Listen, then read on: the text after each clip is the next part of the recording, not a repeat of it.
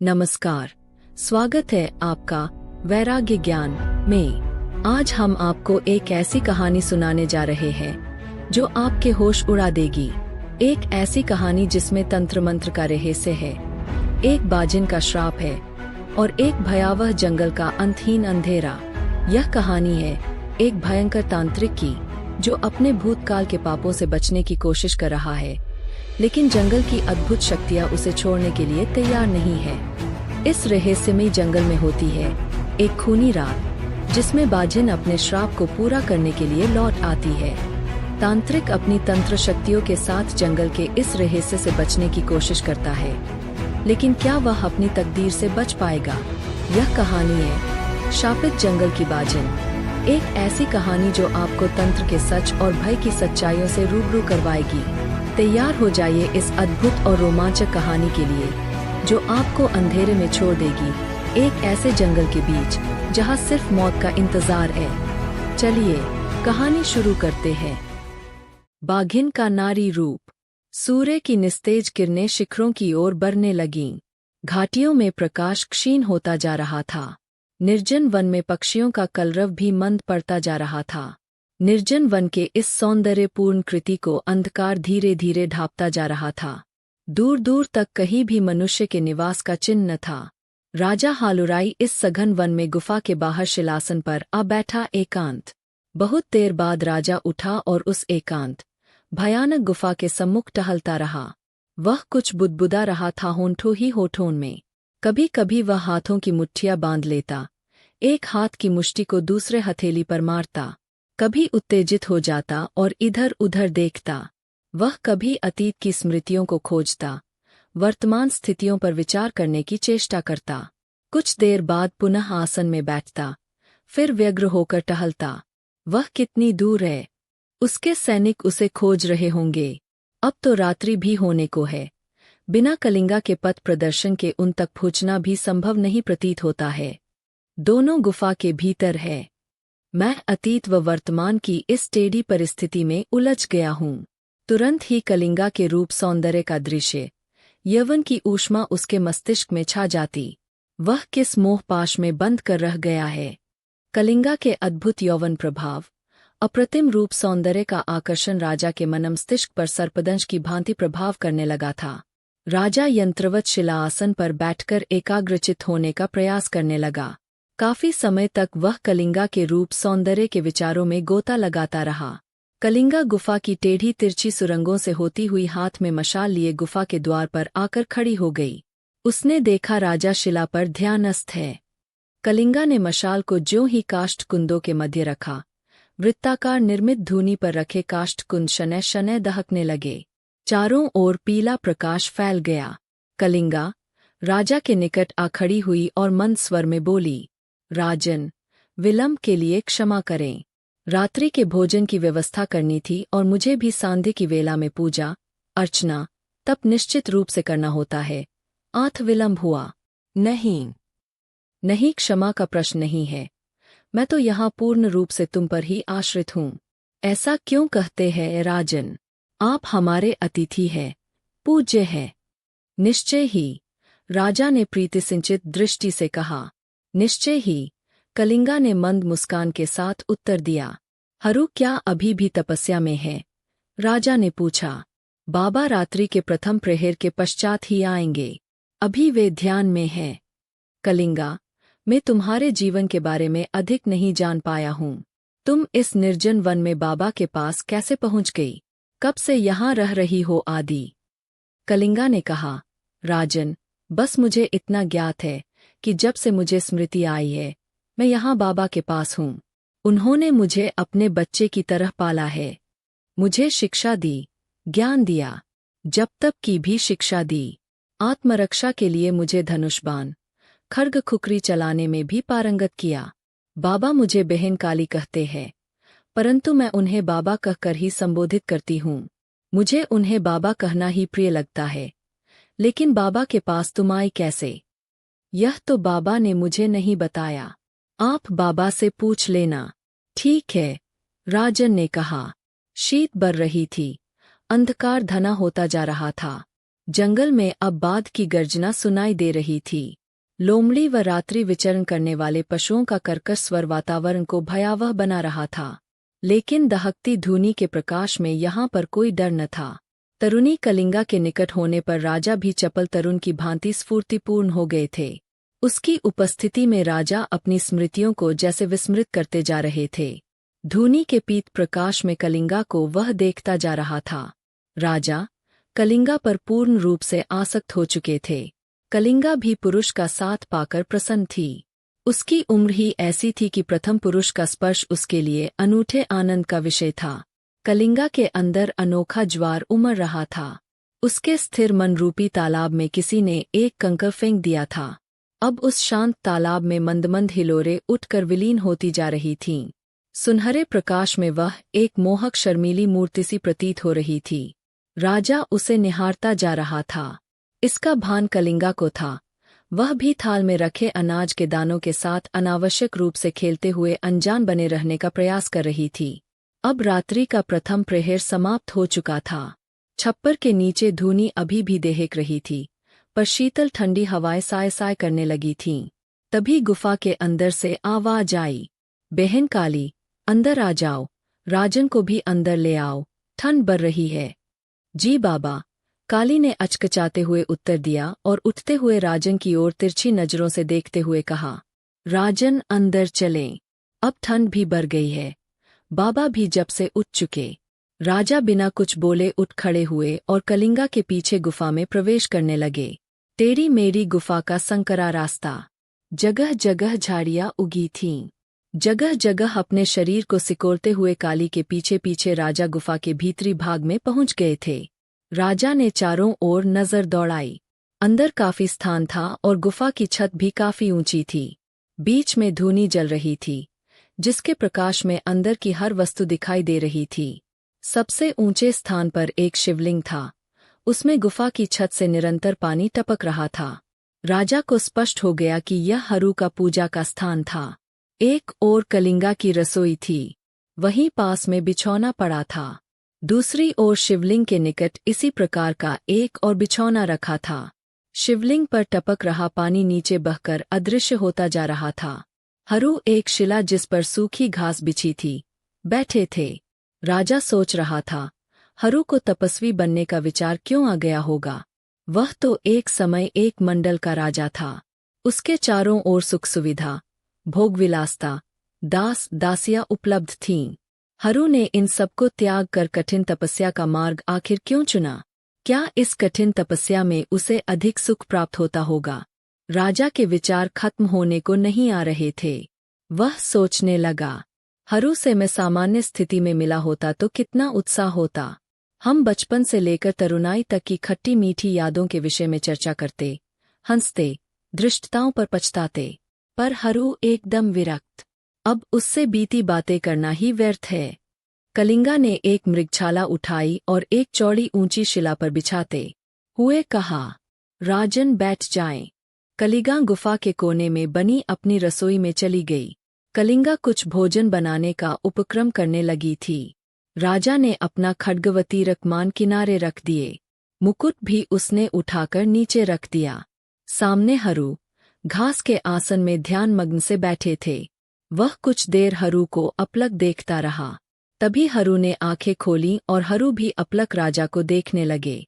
मंद प्रकाश में हरु का स्वरूप भयावह लग रहा था। लंबी जटाएं, उसके उधरे बदन पर सर्प की भांति लटकी थी। अति शुभ्र चांदी के समान दाढ़ी मूछ, तेजस्वी मुखमंडल। राजा को उसमें अपने तरुणाई के मित्र हरु की कहीं छवि नजर नहीं आ रही थी। वह कुछ देर अपलक उसे देखता रहा। तभी हरु ने भी आंखें खोली और वह भी अपलक राजा को ही देखने लगे।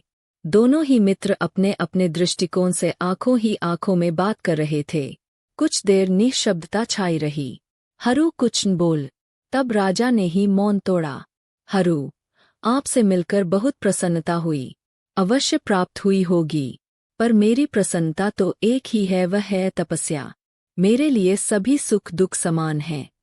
समस्त परिस्थितियों में एकाग्रचित्त भाव से बिना विचलित हुए पूर्ण भक्ति में प्रवृत्त रहना ही मेरी प्रसन्नता है। साधु बोला। राजा के मन में कितने प्रश्न हरु के लिए थे, परंतु हरु की वाणी दृष्टिकोण के सामने राजा की भावनाएं मानो निष्प्राण होकर रह गईं। इतने लंबे समय बाद अंतरंग मित्रों के मिलने पर क्या ऐसा दृश्य होता? क्या दोनों एक दूसरे के गले लगकर रोए होते? तरुणाई के दिनों के संस्मरणों का अंतहीन वार्तालाप न चल रहा होता? राजा आगे कुछ बोलने की स्थिति में न थे। आठ चुप रहे। कुछ क्षणों के बाद हरू के गंभीर स्वर गूंजे। राजन, तुम्हारी प्रजा सुखी है। तुम्हारा राजकाज सुव्यवस्थित तो चल रहा है। महादेव की कृपा से सब प्रकार आनंद है। राजन, इस उम्र में भी क्या तुम्हें आखेट से खुशी प्राप्त होती है? राजा ने इस प्रश्न का उत्तर न देते हुए कहा, अगर मैं आखेट हेतु इस प्रांत में न आया होता तो क्या आपसे मिल पाता? साधु के मुख पर प्रथम बार मुस्कान उभर कर आई। राजन बोले, महादेव की कृपा से आपसे दीर्घ अंतराल के पश्चात मिलना संभव हो पाया और इस मिलन की सेतु बनी कलिंगा। सरोवर पर अकस्मात कलिंगा का मिलना। फिर कलिंगा ने जब यह जाना कि मैं राजा हालुराई हूं तो उसने इतने गोपनीय संस्मरण सुनाए कि मैं स्वयं को यहाँ आने से रोक न पाया। अब मैं आपके सम्मुख हूँ। साधु हरू ने कोई उत्तर न दिया। राजा पुनः बोले, हरू, आपने कठिन तपस्या की है। आप परम ज्ञानी हैं। कलिंगा बता रही थी कि आपको कई सिद्धियां प्राप्त है। कलिंगा से तुम्हारी काफी वार्तालाप हो चुकी है। साधु बोले, मध्याह्न के बाद कलिंगा मुझे इस सुंदर रमणीक वन प्रदेश में घुमाती रही। इसी मध्य उससे आपके विषय में बातें होती रही। ठीक है, कलिंगा अभी निश्चल व सरल है। मैं उसी के भविष्य को सुरक्षित करने के प्रयत्न में हूँ। लेकिन कलिंगा ने मुझे नहीं बताया कि वह कौन है और कैसे इस निर्जन वन में आपके पास पहुंच गई। राजा ने पूछा, यह प्रसंग बड़ा अनूठा है। मैंने अभी तक इसे कलिंगा को नहीं सुनाया, परंतु आज मैं यह तुम दोनों को किसी विशेष प्रयोजन से सुनाता हूँ। अपने विषय में वार्तालाप को सुनने कलिंगा भी बाबा के निकट आ बैठी।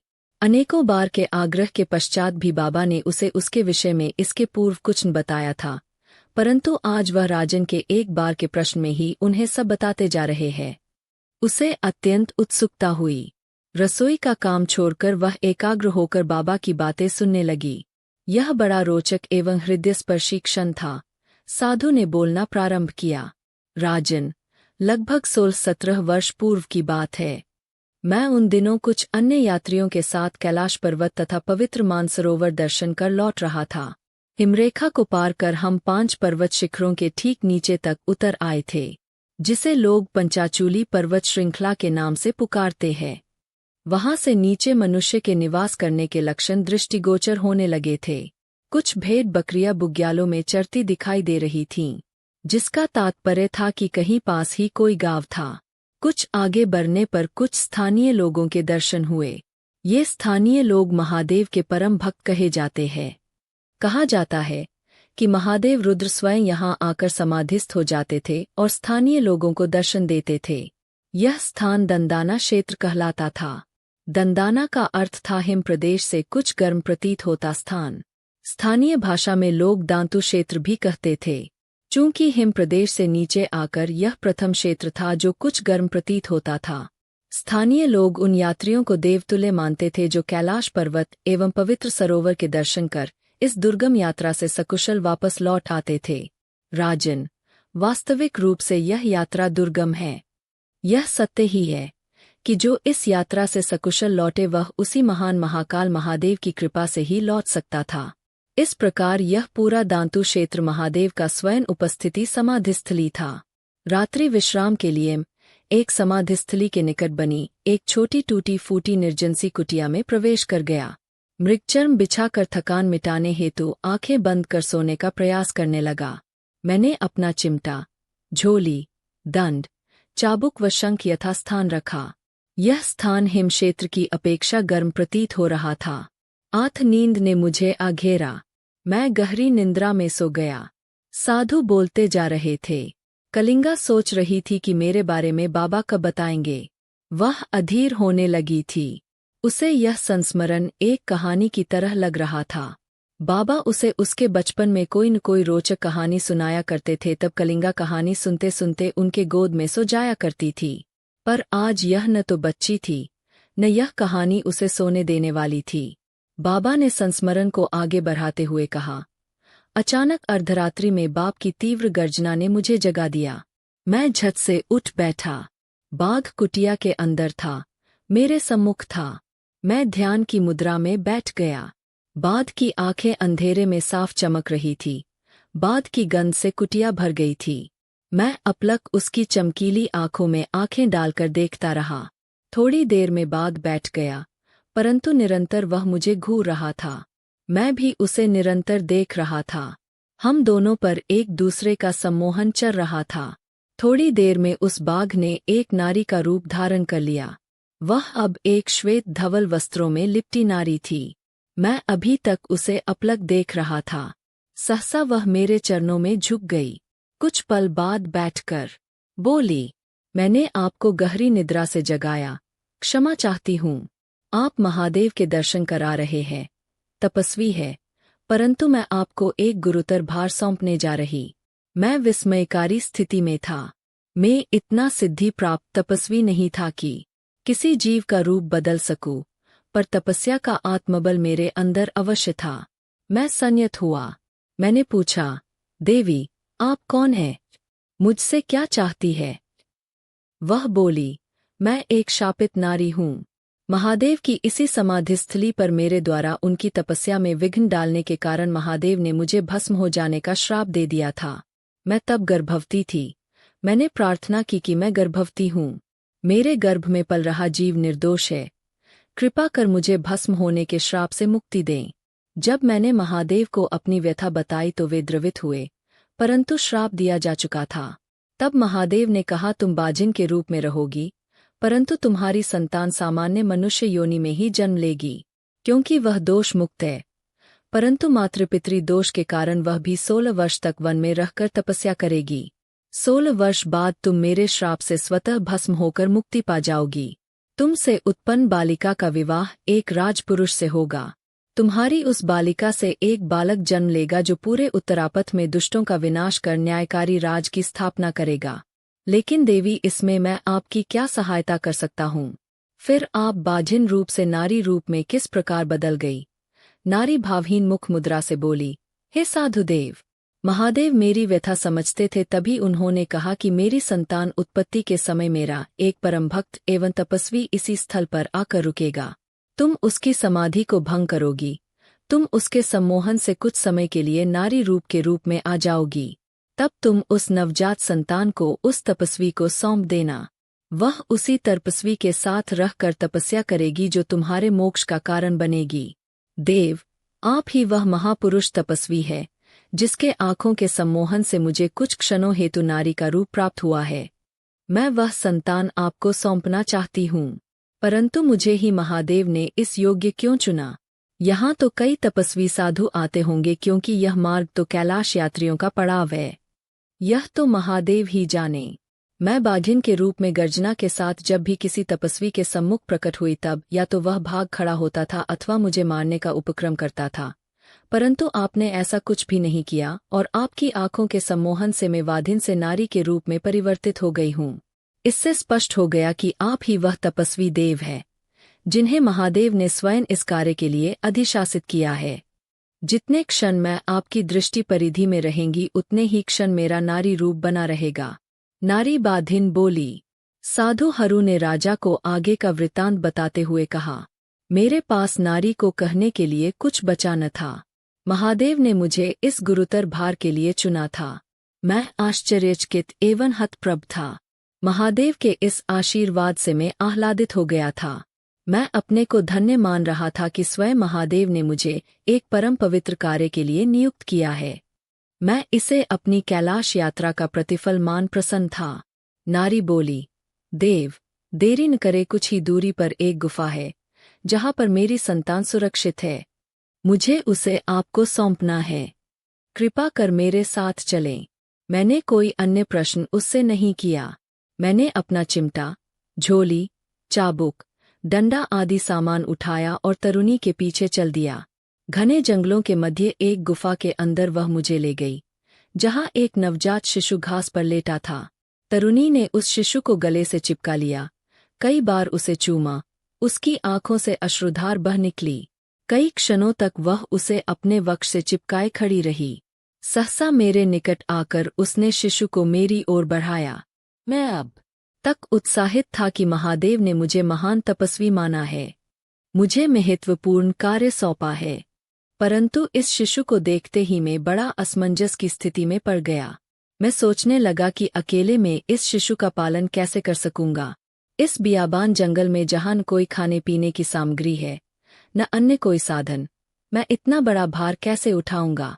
मेरे हाथ आगे नहीं बढ़े। तरुणी ने कहा, देव, महादेव की इच्छानुसार अब इस बालिका को मैं आपको सौंप रही हूँ। अब मैं प्रसन्न हूँ। करुणा में माँ ममतावश रो रही थी।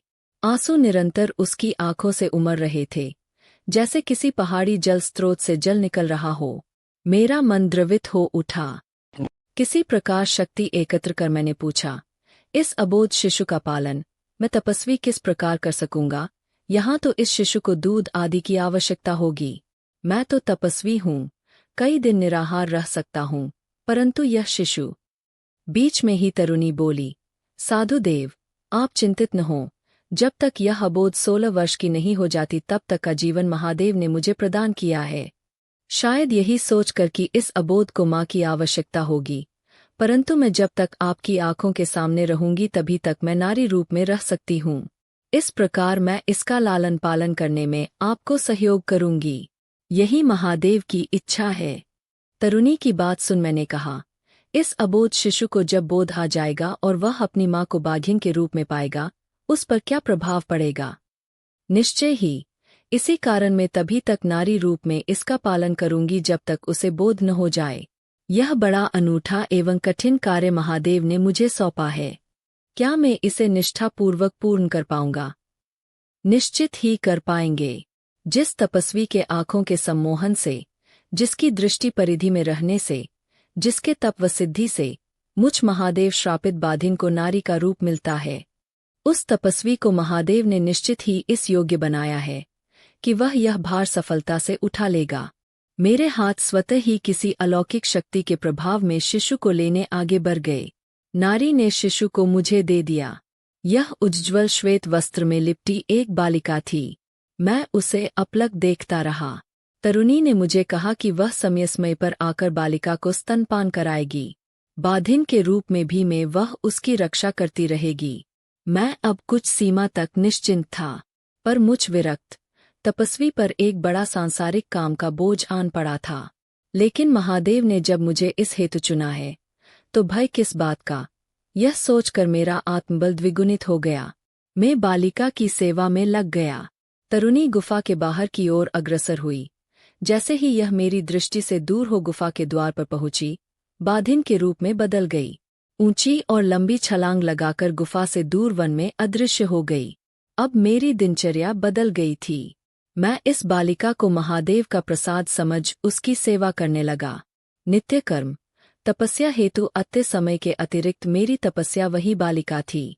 बाधिन समय पर गुफा के द्वार पर आती। मेरा दृष्टिपात होते ही वह नारी का रूप धारण कर लेती। बालिका को अपने वक्ष से लगाकर अमृत में स्तनपान कराती, लाई दुलार देती, फिर गुफा के बाहर चली जाती। क्रम चलता रहा। बालिका धीरे धीरे बड़ी होने लगी। जैसे जैसे बालिका बड़ी होती गई, बाघिन का गुफा में आने का क्रम घटता गया, परंतु वह गुफा के निकट ही घूमती, किसी भी जंगली जानवर आदि से गुफा को सुरक्षित रखती थी। यह ममता में बाघिन की करुणा देख मैं विरक्त भी कई बार व्यथित हुआ, पर व्यथित होना मुझ विरक्त का काम न था। आठ महादेव द्वारा सौंपे गए गुरुतर भार को मैं निर्विकार ढंग से निभाता रहा। बालिका भोजन करने में सक्षम होने लगा। अब उसे माँ के दूध की अधिक आवश्यकता न रही। नारी से अधिक इस विषय में कौन जान सकता है। अब बाजिन कई कई दिन के बाद गुफा में आती, दूर से ही बालिका को निहारती थी। एक बार वह वाजिन के रूप में बालिका के निकट आ गई। मैं तब ध्यान लगाए महादेव से इस भार को उठाने की शक्ति हेतु प्रार्थना कर रहा था। बालिका ने चीख कर रोना आरंभ कर दिया।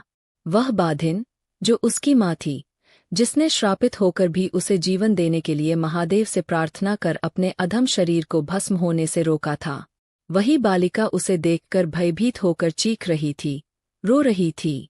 बाजिन का मन चीत्कार उठा। मैं महादेव को दंडवत कर आसन से उठा बालिका को सीने से चिपका लिया। मैंने बाधिन की ओर देखा, वह क्षण भर में ही नारी रूप में बदल गई। उसकी आंखों से अविरल आंसू निकल रहे थे, चेहरा मलिन व मन द्रवित था। मैंने तरुणी से कहा, देवी, बालिका को अब बोध आ गया है। वह जीवों में, अच्छाई व भलाई में, सुख व दुख में अंतर करना जान गई है। अब तुम बाजिन के रूप में उसके सम्मुख प्रकट न होना या पर्याप्त दूरी बनाए रखना। देव इसी क्षण की प्रतीक्षा में कर रही थी। अब इस बालिका को माँ के दूध की आवश्यकता नहीं रही। मेरे निरंतर नारी रूप में इसके निकट आने से यह माँ के साथ के लिए अभ्यस्त हो सकती है। मैं भी स्वयं को न रोक पाऊंगी। अब मैं प्रयत्न करूंगी कि मैं गुफा के भीतर प्रवेश न करूं। जब यह गुफा के बाहर आएगी मैं इसे देख लिया करूंगी। उसके शब्द लड़खड़ा रहे थे। करुणा, ममता से उसका हृदय फटा जा रहा था। बरसते नयनों से उसने मुझे देखा। मैंने कहा, देवी, जैसा तुम उचित समझो, मैं तुम्हें किसी प्रकार से रोकूंगा नहीं, पर गुफा सुरक्षित रहे इसका भार अभी भी तुम पर ही है। पूज्य हरि, आप निश्चिंत रहें। आप इसे योग्य बनाएं। इसके 16 वर्ष पूर्ण होने के पश्चात मैं शांत एवं आश्वस्त मन से इस श्रापित जीवन से मुक्त हो सकूंगी। बालिका अभी भी भय के कारण मेरे पीठ की ओर मुँह फेरे मेरे वक्ष से चिपटी पड़ी थी। करुणामयी माँ, हिंसक बाजिन वन में अदृश्य हो चुकी थी। बालिका जंगल के वृक्षलताओं की भांति मेरे और बाजिन के सुरक्षा कचव में बरने लगी। अकल्पित, अविश्वसनीय। राजा व कलिंगा स्तंभित थे। उनके मस्तिष्क ने सोचना बंद कर दिया था। वह दोनों खुली आंखों से स्वप्न देख रहे थे। उनके शरीर की मात्र श्रवण इंद्रिय ही कार्य कर रही थी। गुफा में निःशब्दता छा गई। तपस्वी हरु कभी राजा को देख रहे थे, कभी कलिंगा को। कलिंगा तो जैसे इस लोक में उपस्थित थी ही नहीं। राजा कुछ संयत हुए, लंबी सांस छोड़ी, हरु की ओर देखकर बोले, मित्र, इसका तात्पर्य है कि कलिंगा ही वह बालिका है। राजा हरु की तपस्या से प्रभावित हुआ, इसमें कोई संशय नहीं। राजा की नज़र कलिंगा की ओर मुड़ी, परंतु कलिंगा मूर्तिवत बैठी थी। आंखें अपलक खुली थी, मुखमंडल पर असीम पीड़ा। कलिंगा की स्थिति देख राजा तुरंत कलिंगा के सम्मुख गए। उसके कंधों पर स्नेहिल हाथ रखा, उसे हल्के से हिलाया। कलिंगा के मुंह से अनायास ही तीव्र स्वर में निकला, माँ। माँ शब्द का उच्चारण इतना तीव्र था कि गुफा में लटके चमगादड़ फड़फड़ाकर उड़ने लगे। माँ ... शब्द की गूंज देर तक गुफा में प्रतिध्वनित होती रही।